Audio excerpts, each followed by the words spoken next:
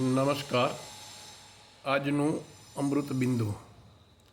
જાગૃતિપૂર્વક કરેલું કર્મ એ જીવન વિકાસનું સમર્થ સાધન બને છે, જ્યારે સ્વાર્થભાવથી કરેલું કર્મ એ માનવીના જીવનને નીચી ભૂમિકાએ મૂકે છે.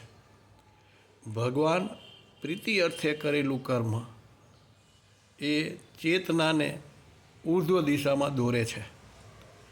સંસાર, વ્યવહાર, ધંધો, રોજગાર દરેકમાં જાગૃતિપૂર્વક કર્મ કરતા રહો અને વિકસતા રહો. નીતિ